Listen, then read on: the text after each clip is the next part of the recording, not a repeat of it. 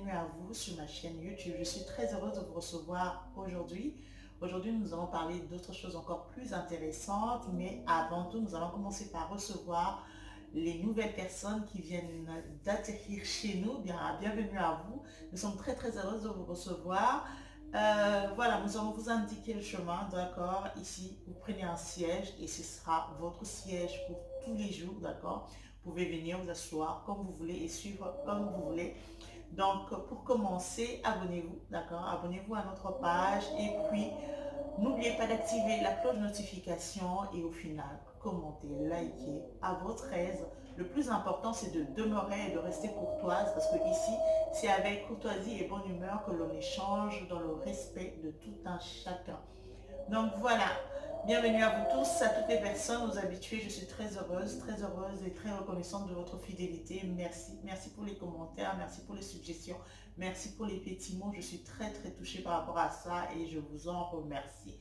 Donc, nous allons entrer dans notre vif du sujet. Aujourd'hui, nous allons parler de rêves, de résolutions, ainsi de suite. Encore et encore. Mais aujourd'hui, nous allons parler un peu de quelque chose de un tout petit peu différent. D'accord? Nous avons, il n'y a pas très longtemps, parlé des rêves et nous avons dit que nos rêves étaient conditionnés la plupart du temps par notre entourage, par notre mental, d'accord? Par notre façon de voir les choses, par des fois c'est génétique, des fois c'est l'éducation, des fois c'est ce que l'on lit ou ce que, en tout cas toutes les choses que l'on donne à notre esprit comme nourriture, c'est ça qui nous permet de rêver de telle ou telle autre chose et pas de telle ou telle autre chose. Ce que je veux dire par là, c'est que c'est important, très important de vous ouvrir assez pour que vos rêves soient encore plus grands. Je veux vous parler d'un passage biblique justement que j'aime beaucoup. Je pense que c'est dans le livre d'Ésaïe 54. Si vous lisez tout le passage, au fait, vous allez voir que là on parle de la délaissée, de la femme qui a été délaissée, de cette femme qui a abandonné. Et le Seigneur est justement en train de l'encourager en lui disant, je sais que tu te sens délaissé, mais sache-le que je te bénirai de telle sorte que tu n'auras plus à envier celle-là qui n'est pas délaissée, celle-là qui a des enfants, celle-là qui est dans son mariage. En fait, on est en train de parler à cette personne qui peut-être est une veuve, hein, peut-être qu'elle a perdu son mari, peut-être qu'elle a été répudiée ou peu importe ce qui s'est passé dans sa vie, mais cette personne qui n'a plus d'espoir, parce que tout simplement, sa vie, les réalités actuelles de sa vie prouvent qu'elle, elle ne pourra plus avoir d'enfants, elle ne pourra plus avoir de joie, elle ne pourra plus connaître de bonheur, parce que vraiment les réalités actuelles, ce qui est autour d'elle, prouve à suffisance que c'est fini en fait. Tout s'arrête là. Il n'y a plus de lendemain, c'est terminé. Alors le Seigneur est en train de donner l'espoir à cette personne-là pour lui dire que non, moi je te bénirai. En fait, je te bénirai de telle sorte que tu n'auras plus à envier celle qui a des enfants, tu n'auras plus à envier celle qui est mariée parce que moi je te bénirai. Et on va voir que lorsqu'il lui dit, il lui promet ses bénédictions, il est en train de lui donner une recommandation. Il dit à cette femme-là d'étendre ses limites, d'étendre les limites de sa tante parce qu'elle va avoir plus d'enfants qu'elle n'en pensait, d'étendre encore ses limites parce qu'elle va en avoir beaucoup d'enfants, plus qu'elle n'en pensait et qu'elle n'aura même pas envié l'autre. Il y a deux choses que moi je retiens dans ce passage. C'est que même pour Dieu, la comparaison existe sur les choses, la comparaison est sur les choses qui existent. D'accord? Donc il compare cette femme qui n'a pas à celle qui aura.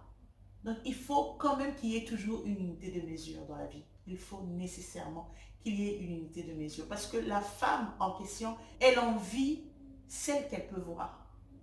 Elle n'envie pas des choses qui n'existent pas, mais elle envie ce qu'elle peut voir. C'est ça les rêves. Nos rêves ne sont inspirés que des choses que nous connaissons. Nos rêves ne sont inspirés que de choses que nous voyons. Nos rêves ne sont inspirés que de choses que nous palpons, que de choses qui sont réalistes pour nous. J'ai déjà dit ça dans l'une de mes vidéos. Donc, les rêves, c'est ça. Vous ne pouvez rêver que de ce que vous connaissez, de ce qui existe pour vous, de ce qui est possible pour vous. D'accord? On ne peut rêver d'habiter en Mars que si on sait que Mars existe. Si on ne vous a jamais parlé de Mars, vous ne pouvez pas rêver d'y aller un jour. Il faut au moins que vous sachiez que ça existe. Pour que vous ayez ce désir-là, d'arriver là-bas. Et la deuxième chose, c'est que Dieu dit à cette femme d'étendre, d'étendre, d'étendre de telle sorte que ce rêve-là puisse trouver de la place en soi. D'accord? Pour que le rêve, l'envie qu'elle a puisse se réaliser, il faut qu'elle étende au fait ses limites, qu'elle étende les limites pour qu'elle puisse recevoir. Et vous avez besoin comme ça d'étendre. Vous savez, au début, vous avez reçu des choses génétiquement, peut-être de vos parents, puis vous avez reçu des choses de votre entourage quand vous êtes encore tout petit, puis à l'école, à l'église, dans vos fréquentations. Plus vous fréquentez, plus vous rencontrez, vous rajoutez encore des choses, vous rajoutez encore des choses, votre façon de voir les choses s'élargit au fait. Donc, plus vous fréquentez du monde, plus vous élargissez et vous agrandissez vos rêves. Vous donnez la possibilité à vos rêves d'être encore plus grands. D'ailleurs, voilà la raison pour laquelle on conseille les gens de voyager un peu plus. Ça vous permet de rencontrer d'autres personnalités, d'autres attitudes, d'autres mentalités, d'autres dynamismes. Voilà, vous rencontrez des choses que vous ne connaissez pas et que vous pouvez voir que non, c'est faisable, c'est possible, c'est possible. Des choses que vous ne connaissez pas. Parce qu'il y a des gens qui, bah, pour eux, je vais prendre un exemple terre à terre, pour eux, une femme, elle naît, elle peut aller à l'école. Dans le temps ancien, il n'était même pas question d'aller à l'école. Tu nais, tu apprends le chant, c'est cela, comment élever un enfant, et puis tu te maries, tu vas et tu élèves les enfants, tu fais des enfants pour ton mari, point barre. Et puis, il y a eu la femme qui naît, qui va à l'école, qui apprend à lire et à compter pour qu'enfin, lorsqu'elle va se marier, qu'elle aide ses enfants pour les devoirs, ainsi de suite. Et après, il y a eu la femme qui va à l'école, qui apprend, mais qui travaille pour son compte, pour le compte de sa famille, pour pouvoir aider sa propre famille. Et puis, il y a eu, quand je parle de la famille, je parle de la famille d'où elle vient. Et puis, il y a eu cette femme-là qui va travailler, gagner de l'argent pour aider aussi son mari, pour aider aussi le foyer. Et puis il y a eu cette femme qui, ça ne s'arrête pas seulement à subvenir aux besoins, mais à avoir des rêves un peu plus grands pour se former ou devenir une icône, laisser son nom quelque part, transformer le monde, créer quelque chose dans le monde, laisser une empreinte. Plus on évolue. Je suis désolée, tout à l'heure, c'était le bruit du vent, en fait. C'est le vent qui était en train de siffler. Donc, plus le monde évolue, plus vous allez voir les rêves des femmes se développer. Et vous allez voir qu'une femme qui était au fin fond d'une brousse, plus elle vient, elle se rapproche de la ville, elle transforme aussi sa façon de voir les choses parce qu'elle a vu des choses. Et du coup, elle commence à épouser cette façon-là de voir des choses. Et son rêve grandit. D'accord? Ouvrez-vous de plus en plus pour que vos rêves puissent grandir. Mais peut-être que ça, vous l'avez déjà fait. Peut-être que là, vous rêvez des choses très grandes. Peut-être que là, vous rêvez d'être une femme impressionnante, un monsieur qui a tout son charisme, un monsieur qui va changer le monde. Vous rêvez de devenir riche, vous rêvez d'être heureux, vous rêvez des choses très très grandes que vous n'aviez peut-être pas avant. Vous avez fait ce pas et gloire à Dieu. C'est une très très bonne chose. Vous avez vraiment pu étendre vos limites en matière de pensée. C'est très très bien. C'est une très bonne chose. Si vous êtes arrivé, bravo, vous avez déjà vraiment fait le plus grand pas. Mais il y a quelque chose qui doit se passer entre le rêve et la réalité. Vous ne devez pas vous arrêter à rêver. Ça ne s'arrête pas à un rêve, mais il faut que ce dont vous avez rêvé puisse devenir une réalité. Et avant que cela puisse se réaliser,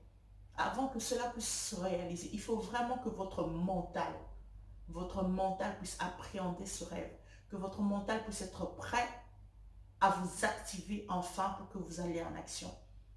Et vous devrez donc quitter ce mode-là de rêve, ce monde-là de rêve, à un monde de vision. Vous devrez devenir un visionnaire. Qu'est-ce que c'est qu'une vision? Quand est-ce qu'on parle de la différence qu'il y a entre un rêve et une vision? Au fait, le rêve, en mon sens, je dirais que le rêve, il est vague. D'accord? Je veux être un homme riche. Ok? Je veux être une femme respectable. Je vais je vais fonder une famille. Ça, c'est un rêve. Elle devient une vision lorsque on la chiffre, lorsqu'elle devient plus précise. Vous voulez devenir riche, combien voulez-vous gagner par an? C'est quoi votre chiffre? Je veux devenir riche, je veux gagner 10 millions d'euros tous les années. Là, on ne parle plus de rêve, mais d'une vision. C'est-à-dire que vous savez exactement où vous voulez arriver, où vous voulez partir. C'est là, le point qui est juste devant vous. Qu'est-ce que c'est? J'ai une entreprise, je veux atteindre un chiffre d'affaires de 160 millions d'euros par an. Ça, c'est une vision. Vous savez que votre chiffre d'affaires doit tourner ainsi.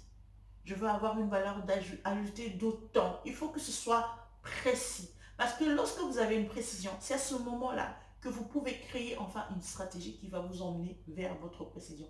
Mais s'il n'y a pas de précision, votre rêve reste dans les vagues. Votre rêve reste dans la nuit. Dans la journée, elle ne vaut rien du tout. Alors, rien du tout. Et avoir ce courage-là de prendre un bout de papier, d'écrire réellement votre vision. C'est-à-dire que moi, je veux être chef d'entreprise. Je veux être chef d'entreprise. Mon entreprise s'appelle alors elle s'occupe du textile, du vêtement, du stylisme. Je veux être capable de conseiller les femmes d'une tranche d'âge, disons, allant de 20 à 50 ans ou à 45 ans, 50 ans comme vous voulez. Je veux être capable de leur donner non seulement des vêtements, mais tout un style. Leur donner des conseils, leur donner un style afin qu'elles puissent être toujours glamour. Vous voyez un peu, je précise tout et tout.